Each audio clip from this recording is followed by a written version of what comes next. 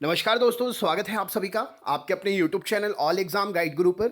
दोस्तों, मैं अजीत पांडे आप सभी का वेलकम करता हूं आपके अपने भरोसेमंद YouTube चैनल पर। हम आपके लिए इस वीडियो में लेकर आ रहे हैं 100 one liner question science topic से। इस वीडियो में 100% वही क्वेश्चन हैं जो एग्जाम में पूछे जाते हैं साइंस टॉपिक को लेकर, और आपने अगर तैयारी की है तो आपने ये क्वेश्चंस देखे भी हैं और आने वाले एग्जाम में चांसेस भी हैं। तो चलिए इनको रिवाइज कर लीजिए, पढ़ लीजिए। मैं आपको बता दूं, इससे पहले जो भी वीडियो मैंने अपलोड किए हैं ऑफलाइन, उनकी लिंक मैंने डिस्क्रिप्शन बॉक्स में दे दी है। तो कम से कम 800 से ज़्यादा वीडियो हैं, उनको देखिएगा, आपको प्लस पॉइंट मिलेगा, आपके स्टडी में काफ़ी इंप्रूवमेंट होगा। अलग अलग टॉपिक, अलग अलग सब्जेक्ट्स के वीडियो हैं, तो ज़रूर देख लें। अगर आप चैनल की स्पेशल मेंबरशिप लेना चाहते हैं तो ज्वाइन कर लीजिएगा चैनल को। इसके लिए मैंने ज्वाइन वाला बटन सब्सक्राइब बटन के जस्ट बगल में दे दिया है, तो चैनल को सब्सक्राइब कर लीजिएगा और ज्वाइन कर लीजिएगा ताकि आपको स्टडी मटेरियल डायरेक्ट शेयर कर दिया जाए। चलिए स्टार्ट करते हैं वीडियो। तो सबसे पहला प्रश्न ये रहा स्क्रीन पर। नायलॉन बनाने में प्रयुक्त कच्चा पदार्थ क्या है? तो नायलॉन बनाने के लिए प्रयुक्त कच्चा पदार्थ एडिपिक अम्ल। एडिपिक अम्ल का प्रयोग करते हैं नायलॉन को बनाने में। कौन सी धातु सदैव मुक्त अवस्था में पाई जाती है? तो सोना जो है सदैव मुक्त अवस्था में पाई जाती है। सबसे हल्का तत्व कौन सा है? तो हाइड्रोजन सबसे हल्का तत्व है। सोना किस अम्ल में घुल जाता है? तो सोना अम्ल राज में घुल जाता है। लार में पाया जाने वाला एंजाइम जो कि स्टार्च को ग्लूकोज में परिवर्तित करता है, उसे क्या कहते हैं? तो लार में पाया जाने वाला एंजाइम टाइलिन है जो स्टार्च को ग्लूकोज में परिवर्तित करता है। ड्राई क्लीन आप जो करने के लिए कपड़े देते हैं, तो शुष्क धुलाई ड्राई क्लीन में किसका प्रयोग करते हैं? तो बेंजीन का प्रयोग करते हैं। सबसे अधिक संख्या में किस तत्व के यौगिक हैं? तो सबसे अधिक संख्या में कार्बन के यौगिक मौजूद हैं। नेक्स्ट क्वेश्चन, नीली स्याही बनाने में क्या प्रयोग किया जाता है? तो फेरस सल्फेट का प्रयोग करते हैं नीले रंग की स्याही बनाने के लिए। किस परमाणु के गुणधर्म किसी परमाणु के गुणधर्म किस पर निर्भर करते हैं? तो इलेक्ट्रॉनिक संरचना जो है उस परमाणु के गुणधर्म को बतलाती है।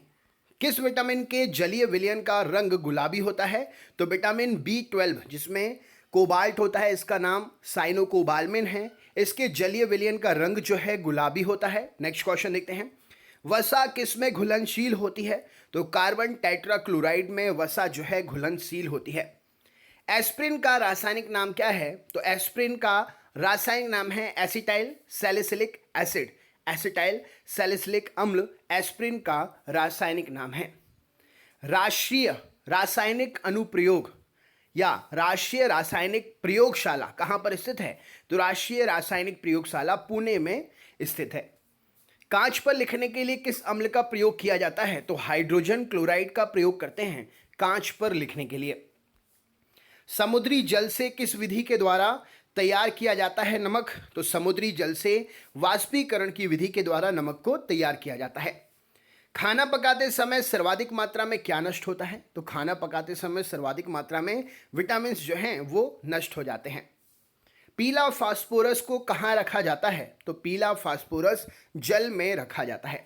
दोस्तों, वीडियो को शेयर ज़रूर करिएगा ज़्यादा से ज़्यादा, क्योंकि इसका नेक्स्ट पार्ट भी मैं जल्द ही प्रोवाइड कर दूंगा। जितना ज़्यादा शेयर उतना जल्दी नेक्स्ट पार्ट आपको मिल जाएगा। कौन सी गैस चांदी की सतह को काला कर देती है? ओजोन जो है चांदी की सतह को काला कर देती है। नेक्स्ट क्वेश्चन, उदासीनीकरण क्रिया में क्या बनता है? तो उदासीनीकरण क्रिया में लवण एवं जल बनता है। नेक्स्ट क्वेश्चन, मलेरिया परजीवी को नष्ट करने में प्रयुक्त औषधि क्या है? तो मलेरिया परजीवी को नष्ट करने में प्रयुक्त औषधि क्लोरोक्वीन है। नेक्स्ट क्वेश्चन, किस लोहे में कार्बन की प्रतिशत मात्रा सबसे अधिक होती है? तो ढलवा लोहे में कार्बन की प्रतिशत मात्रा सबसे अधिक होती है। नेक्स्ट क्वेश्चन, धातु के तार में विद्युत धारा का प्रभाव किसके कारण होता है? तो इलेक्ट्रॉन के कारण धातु के तार में विद्युत धारा का प्रभाव होता है। नेक्स्ट क्वेश्चन, परमाणु भट्टी में कौन सा ईंधन प्रयुक्त होता है? तो परमाणु भट्टी में यूरेनियम का प्रयोग करते हैं। सिंदूर का रासायनिक नाम क्या है? तो मर्क्यूरिक सल्फाइड सिंदूर का रासायनिक नाम है। Next question, radio carbon denting से किसकी आयु का निर्धारण होता है? तो जीवाश्मों की आयु का निर्धारण रेडियो कार्बन डेंटिंग से किया जाता है। मोनोजाइट किसका अयस्क है? तो मोनोजाइट जो है थोरियम का अयस्क है, जो भारत में सबसे ज़्यादा पाया जाता है।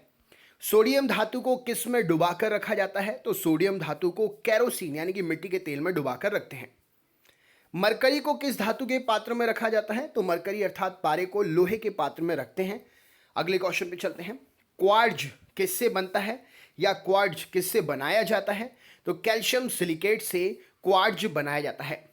पॉलीथीन किससे प्राप्त होती है? तो एथिलीन के बहुलीकरण से पॉलीथीन प्राप्त होती है।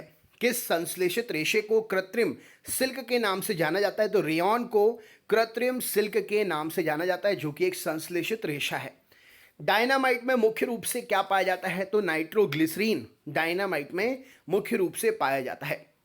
वेल्डिंग में इस्तेमाल की जाने वाली गैसों में क्या होता है? तो वेल्डिंग में जो गैसें इस्तेमाल होती हैं उसे ऑक्सीजन और एसिटिलीन से मिक्स करके बनाया जाता है या भरा जाता है सिलेंडर में। रबर को मजबूत एवं उछाल लायक बनाने के लिए उसमें क्या मिलाया जाता है?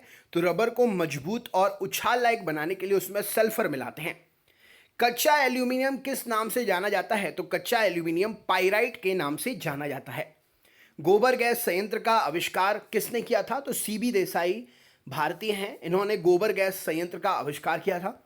किस अम्ल का उपयोग सीसा संचयक बैटरी में किया जाता है? तो सीसा संचयक बैटरी में सल्फ्यूरिक अम्ल का प्रयोग करते हैं। अम्ल वर्षा किसके पर्यावरण प्रदूषण से होती है? तो नाइट्रस ऑक्साइड और सल्फर डाइऑक्साइड के पर्यावरण प्रदूषण से अम्ल वर्षा होती है। शुद्ध जल का क्वथनांक फ़ारेनहाइट स्केल पर क्या होगा? तो 212 फ़ारेनहाइट शुद्ध जल का क्वथनांक, मतलब इतने डिग्री पे, इतने फ़ारेनहाइट पे जल उबलना शुरू कर देगा। नेक्स्ट क्वेश्चन देखते हैं। नाभिकीय विखंडन में ट्रिगर का मतलब क्या होता है? किसी चीज़ को शुरू करना, यानी कि दबा उसको, ट्रिगर चलाया, गोली चल गई।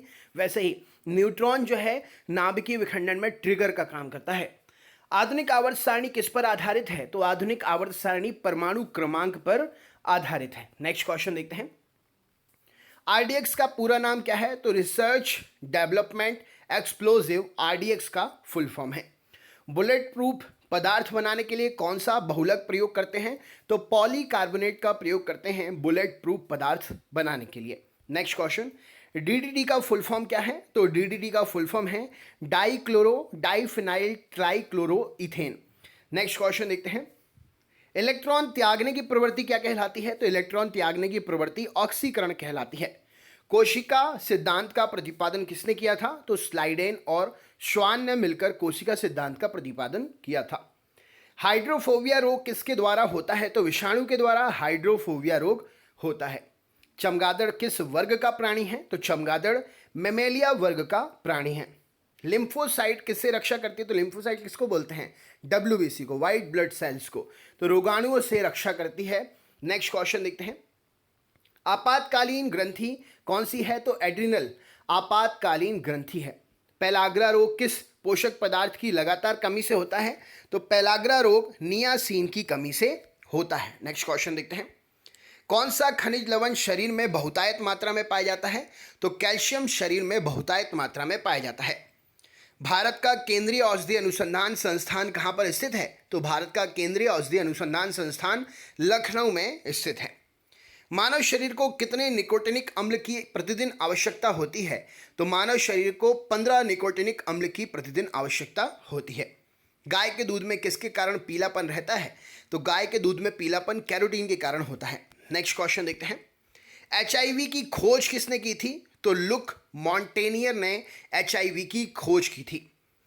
पौधों में वाष्पोत्सर्जन दर को मापने के लिए किस यंत्र का प्रयोग करते हैं? तो पौधों में वाष्पोत्सर्जन दर को मापने के लिए पोर्टोमीटर का प्रयोग करते हैं। कोशिका विभाजन के समय स्पष्ट क्या दिखाई देते हैं? तो कोशिका विभाजन के समय में गुणसूत्र स्पष्ट रूप से दिखाई देते हैं। विश्व वन्यजीव कोष की स्थापना कब हुई थी? तो विश्व वन्यजीव कोष की स्थापना 1973 में हुई थी। अस्थि में कौन सा प्रोटीन होता है? तो अस्थि में ओसीन नाम का प्रोटीन होता है। शुगर बेबी किसकी प्रजाति है? तो शुगर बेबी तरबूज की प्रजाति है। अम्ल वर्षा का मुख्य अवयव क्या है? तो सल्फ्यूरिक अम्ल अम्ल वर्षा का मुख्य अवयव है। कपास किससे प्राप्त होता है? तो कपास बीज से प्राप्त होता है। हृदय गति की जांच किस यंत्र द्वारा की जाती है? तो कार्डियोग्राम के द्वारा हृदय गति की जांच की जाती है। किस विटामिन में कोबाल्ट पाया जाता है? तो विटामिन B12 में कोबाल्ट पाया जाता है। पुष्प किसका रूपांतरण है? तो प्रांकुर का रूपांतरण है पुष्प। दाढ़ी मूछें निकलना किस हार्मोन से संबंधित है? तो दाढ़ी मूछें निकलना टेस्टोस्टेरोन हार्मोन से संबंधित है। लकवा रोग किस विटामिन की कमी के कारण होता है? तो विटामिन B7 के कारण लकवा रोग होता है। किस विटामिन की कमी के कारण बाल सफ़ेद होते हैं? तो विटामिन B3 की कमी के कारण बाल जो हैं सफ़ेद होते हैं। कैरोटीन का मुख्य भाग क्या है? तो विटामिन ए का मुख्य भाग है कैरोटीन। नेक्स्ट क्वेश्चन देखते हैं। शरीर के किस भाग में पित्तरस का निर्माण होता है? तो शरीर में यकृत में पित्तरस का निर्माण होता है। किडनी का प्रत्यारोपण सर्वप्रथम किसने किया? तो जोसेफ मोरे ने किडनी का प्रत्यारोपण सबसे पहले किया। EEG इलेक्ट्रोएन्सेफेलोग्राफ का आविष्कार किसने किया? तो ये जो है हॉसबर्गन ने इसका आविष्कार किया और ये मस्तिष्क की जांच से संबंधित होता है। फ्लू किसके द्वारा होता है? तो विषाणु के द्वारा फ्लू होता है। मनुष्य के मस्तिष्क का सबसे बड़ा भाग कौन सा है? तो मनुष्य के मस्तिष्क का सबसे बड़ा भाग सेरिब्रम है। मनुष्य के शरीर में कितनी पसलियां होती हैं? तो मनुष्य के शरीर में 24 पसलियां होती हैं। जहरीले पदार्थों को क्या कहा जाता है? तो जहरीले पदार्थों को टॉक्सिन कहते हैं। मानव मूत्र में सामान्यतः किस विटामिन का उत्सर्जन होता है? तो विटामिन C का उत्सर्जन होता है मानव यूरिन में। ऑक्सिन क्या है? तो ऑक्सिन एक प्रकार का हार्मोन है। आरएनए का मुख्य कार्य क्या है? तो प्रोटीन का संश्लेषण करना आरएनए का मुख्य काम है। अधिकांश एंटीबायोटिक दवाइयां किससे बनती हैं? तो अधिकांश एंटीबायोटिक दवाइयां बैक्टीरिया से बनती हैं। यकृत किस रूप में भोजन को संचित रखता है? तो यकृत ग्लाइकोजन के रूप में भोजन को संचित रखता है। शरीर में ऑक्सीजन की पूर्ति किसके माध्यम से होती है? तो लाल रक्त कोशिकाओं के माध्यम से शरीर में ऑक्सीजन की पूर्ति होती है। पिट्यूटरी ग्रंथि कहां पर स्थित होती है? तो मस्तिष्क में पिट्यूटरी ग्रंथि स्थित होती है। सिनकोना पौधे के किस भाग से कुनैन प्राप्त किया जाता है? तो तने की छाल के द्वारा सिनकोना पौधे के कुनैन प्राप्त करते हैं। प्रकाश संश्लेषण किस प्रकाश में सबसे ज़्यादा तेज होता है? तो लाल रंग के प्रकाश में प्रकाश संश्लेषण सबसे ज़्यादा तेज होता है। एक पेड़ की आयु का अनुमान लगाया जा सकता है? तो तने के बने हुए घेरों को गिनकर एक पेड़ की आयु का अनुमान लगाया जा सकता है। प्रकाश संश्लेषण के दौरान पैदा होने वाली ऑक्सीजन का स्रोत क्या है? तो प्रकाश संश्लेषण के दौरान पैदा होने वाली ऑक्सीजन का स्रोत जल है। जल से ही ऑक्सीजन बनती है। खारे पानी में पैदा होने वाले पौधों को क्या कहते हैं? तो हेलोफाइट्स बोलते हैं खारे पानी में पैदा होने वाले पौधों को। पौधों द्वारा नाइट्रोजन किस रूप में प्रयोग किया जाता है? तो नाइट्रेट के रूप में पौधों के द्वारा नाइट्रोजन जो है प्रयोग करते हैं। फलों का अध्ययन क्या कहलाता है? तो पोमोलॉजी फलों का अध्ययन कहलाता है। प्रोटीन का सबसे अधिक स्रोत, प्रोटीन सबसे अधिक किस में पाया जाता है? तो सोयाबीन में प्रोटीन सबसे अधिक पाया जाता है। नेक्स्ट क्वेश्चन देख, तो अगले क्वेश्चन पे चलते हैं। तो अभी हमने पढ़ा प्रोटीन के सबसे अधिक स्रोत किस में है? तो प्रोटीन सबसे ज़्यादा सोयाबीन में पाया जाता है। अगले क्वेश्चन पे चलते हैं। तारपीन का तेल किस वृक्ष से प्राप्त किया जाता है? तो तारपीन का तेल चीड़ के वृक्ष से प्राप्त करते हैं। अफीम पौधे के किस भाग से प्राप्त होती है? तो अफीम पौधे के फूल से प्राप्त होती है। पौधे में वाष्पोत्सर्जन की क्रिया किस में होती है? तो पौधे में वाष्पोत्सर्जन की क्रिया पत्तियों में होती है। वन अनुसंधान संस्थान कहाँ पर है? तो भारत में वन अनुसंधान संस्थान देहरादून में है। भारतीय कृषि अनुसंधान संस्थान कहाँ पर है? तो भारतीय कृषि अनुसंधान संस्थान नई दिल्ली में है। भारत में हरित क्रांति के जन्मदाता कौन है? तो MS स्वामीनाथन जी भारत में हरित क्रांति के जन्मदाता हैं। रेगिस्तान में पाई जाने वाली वनस्पति को क्या कहते हैं? तो जीरोफाइट्स बोलते हैं रेगिस्तान में पाई जाने वाली वनस्पति को। खरीफ के मौसम का समय क्या है? तो खरीफ का मौसम जो है जून से सितंबर के दौरान होता है। विश्व में प्राकृतिक रबर का सबसे बड़ा उत्पादक देश कौन सा है? तो विश्व में थाईलैंड है। भारत में कौन सा शहर है? कमेंट बॉक्स में अपना आंसर शेयर करिए। तो दोस्तों ये थे 100 क्वेश्चन साइंस के। अगर आप हमारे चैनल के नए व्यूअर हैं तो हमारे चैनल को सब्सक्राइब करें, बेल आइकन ऑन करें और ऑल वाला नोटिफिकेशन ऑन कर दें, जिससे आपको हमारे चैनल के इन चारों वीडियोस की नोटिफिकेशन मिले। आपसे निवेदन है, अगर आप स्पेशल मेंबरशिप लेना चाहते हैं तो चैनल को ज्वाइन कर लीजिएगा। ज्वाइन का बटन नीले कलर से सब्सक्राइब बटन के जस्ट बगल में ही दे दिया है मैंने। इससे आप स्पेशल मेंबर बन जाएंगे तो हम आपके लिए डायरेक्ट वीडियोस, PDF और एग्जाम से रिलेटेड जो भी क्वेश्चंस मटेरियल होता है आपके लिए शेयर कर दिया जाता है। तो ज्वाइन अगर करना चाहते हैं तो ज़रूर कर लीजिएगा, उसकी भी फैसिलिटी अवेलेबल कर दी है हमने अब।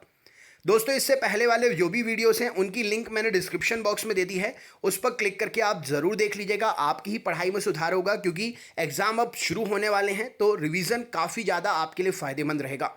वीडियो को ज़्यादा से ज़्यादा लाइक ज़रूर करें और अपने सभी ग्रुप में लिंक को शेयर करें, जिससे हम इसका नेक्स्ट पार्ट जल्द से जल्द प्रोवाइड कर सकें। तो चलिए दोस्तों, मिलते हैं नेक्स्ट वीडियो में। तब तक के लिए बहुत बहुत धन्यवाद। खुश रहिए, स्वस्थ रहिए, मस्त रहिए, जहां भी रहिए जबरदस्त रहिए, अपना ख्याल रखिएगा। बहुत बहुत धन्यवाद। आपका दिन शुभ हो।